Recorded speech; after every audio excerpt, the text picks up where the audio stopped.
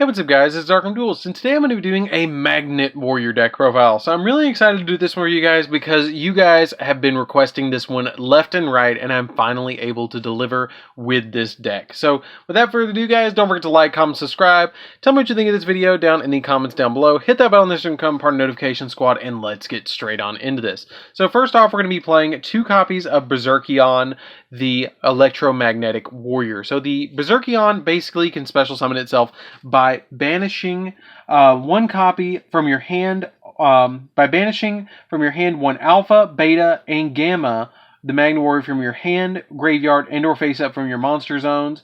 And you can banish 1 level 4 or lower Magnet Warrior monster from your graveyard to target 1 card your opponent controls and destroy it. And if this card is destroyed by battle, or if this card is under possession destroyed by an opponent's card effect, you can target 1 each of your banished Alpha, Beta, Gamma, and then special summon them back onto the field, which is really good to be able to just replace himself. It's almost like ABC, which instead of this, it's ABG. So then we play 2 copies of Valkyrion, the Magnet Warrior. This card's extremely easy to summon in the deck. It's a lot easier than you would actually imagine to be able to summon this card with cards like your Delta, the Magnet Warrior. Delta, the Magnet Warrior makes it a lot easier to summon out your Valkyrion. Valkyrion is a really big boss monster in the deck, but basically it has the ability that it must be special summoned from your hand by triggering an Alpha, Beta, and a Gamma, the Magnet Warrior, not Electromagnetic Warrior. And then it has the ability that you contribute it to target 1 each of your Alpha, Beta, and Gamma, and special summon them back on the field by tributing this card. So basically it can form and then reform into the monsters, which is really cool. Then I play 3 copies of Block Dragon. Block Dragon is a really good card for the deck. Basically, this card is you banish 3 Earth monsters from your hand and or graveyard, and cannot be special summoned by other ways. Rock monsters you control cannot be targeted or destroyed, or cannot be destroyed by except by battle. And if this card is sent to the graveyard from the field, you can add up to 3 rock-type monsters from your deck to your hand whose total levels equal 8, which is extremely easy to do with cards like your Doki Doki. Doki Doki, man. So Doki Doki is really easy to make it because all you have to do is pick 2 of your Electromagnetic Warriors, which are level 3, and then a Doki Doki, which is level 2, and then it puts it back into your hand, which is really nice. Then for the Magnet Warriors, we're going to be playing 3 copies of Delta. Delta is really good because it has the effect of, if this card is normal or special summon, you could send a level 4 or lower Magnet Warrior from your deck to your graveyard. And if this card is sent to the graveyard, you can banish 3 level 4 or lower Magnet Warrior monsters from your graveyard, except another copy of itself, to special summon a Valkyrion, the Magnet Warrior, from your hand or deck, ignoring its summoning conditions. So this card is really good to be able to get the Magnet Warriors that you need into the graveyard, to be able to special summon Valkyrion extremely easily from your deck. This card is really good and speeds up the deck a lot. I remember this card first came out, I was like, oh my god, that card is really good, because you just summon it, Foolish Burial, the one that you don't have in the graveyard, to summon Berserkion, and then when it's sent to the graveyard, you just get summoning Valkyrion right to the field. So then we play 3 copies of Alpha, the Magnet Warrior. Alpha, the Magnet Warrior is arguably the best Magnet Warrior, or Electromagnetic Warrior. Basically, if this card is normal or special summoned, you get to add a level 8 Magnet Warrior from your deck to your hand, and then you can only use its effect once per turn, and then once per turn during either player's turn, during your opponent's turn, you can contribute this card to special summon 1 level 4 Magnet Warrior from your deck to your hand, or deck to your field, and then it's a quick effect. Then we play 3 copies of Beta, the Electromagnetic Warrior. If this card is normal or special summon, you get to add a level 4 or lower Magnet Warrior from your deck to your hand, and then it also shares the ability that during your opponent's turn, you contribute this card to special summon a level 4 Magnet Warrior from your deck. Then I play 3 copies of Gamma. Gamma is probably the worst of the 3 because it has the ability that if this card is normal or special summon, you special summon 1 level 4 Magnet Warrior from your hand, which kind of is cool because you get the other ones onto the field, which is nice. And then it has the ability that once per turn during your opponent's turn, you contribute it to special summon a Magnet Warrior from your deck, which is pretty cool as well. Then we play 1 each of the Alpha, Beta, and the Gamma, the OG Magnet Warrior level 4 vanillas, because these are the ones that you have to special summon off of the Alpha, Beta, Gamma Electromagnetic Warriors, which is extremely important to keep in mind. But then I also have a couple of other cards that I'm going to be playing for monsters, for tech cards, which are going to be 2 copies of Doki Doki, which basically is a really, really good card that states you can discard 1 rock monster special summon from your deck, 1 rock monster that has the same original attribute and level as that monster in attack position or face down defense position, which is really good to be able to get out onto the field your other rock monsters that you need to dig for. Then I play 1 copy of our... We're going to sit this, goodness gracious, at the monsters. 1 copy of Sentry Soldier of Stone. If all monsters you control are rock monsters and this card's in your graveyard, you can special summon it, which is another good card that you want to play as a 1 of. And then 3 copies of Ash Blossom and Joyous Spring, because you're going to want to be able to hand trap your opponent.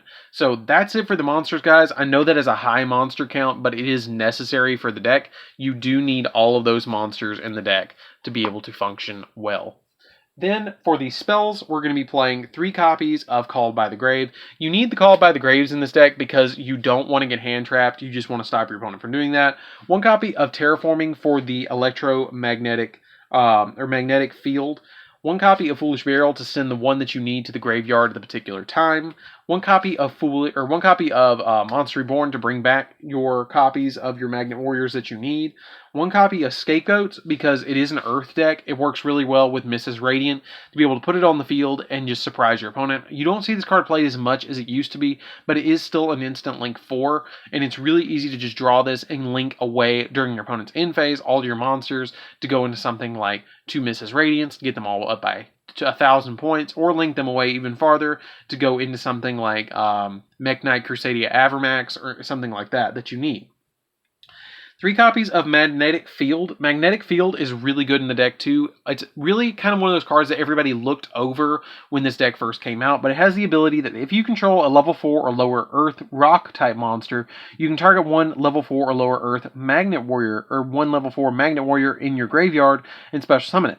You only use the effect of Magnetic Field once per turn, and then once per turn at the end of the damage step when an Earth Rock monster you control battled an opponent's monster, but that monster was not destroyed, you can return that opponent's monster to the hand, which is really good to be able to attack something that's in defense position and then bounce it to the hand. Then I play 3 copies of Ties of the Brethren.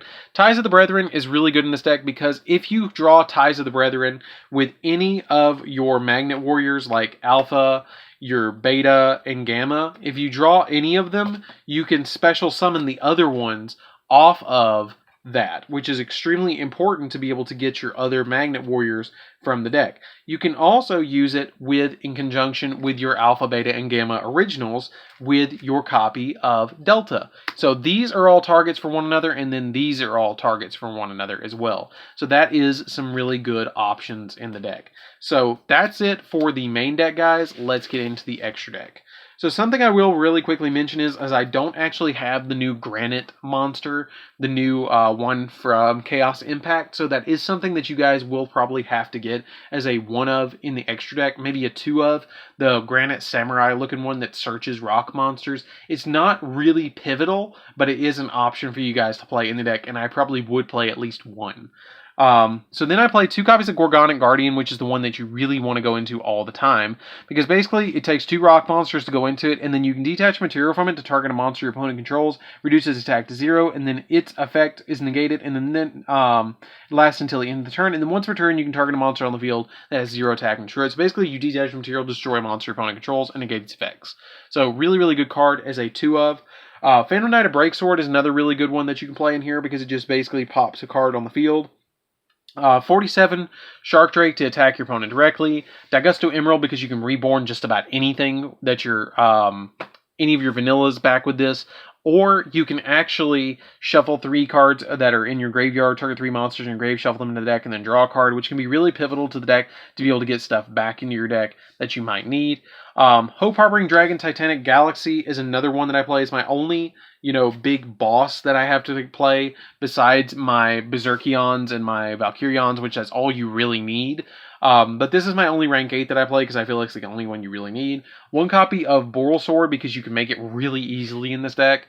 1 copy of Mech Knight Crusadia Avramax, again, extremely easy to make in this deck, and it's an OTK maker. 1 copy of Apotheosa, the Goddess Bow, or Appaloosa, the Goddess Bow. This one is basically really good for negating stuff, and all of your Magnet Warriors have different names, so it's really easy to make this, and then make Berserkion under this, because if you play like Ties of the Brethren and special summon them all in the field, you can then banish them, and then if they get rid of Berserkion on your opponent's turn, you can just link away the Berserkion targets for this, and then make Berserkion again, which is extremely crazy.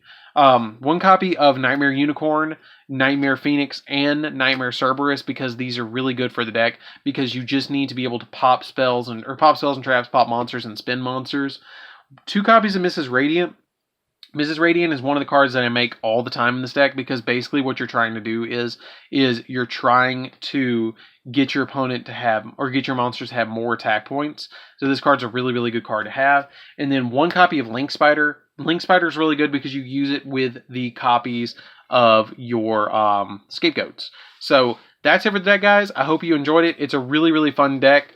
I highly recommend that you try it, guys. Try it out. It came out at the same time the ABCs came out, which I'm going to be doing an ABC deck profile very soon.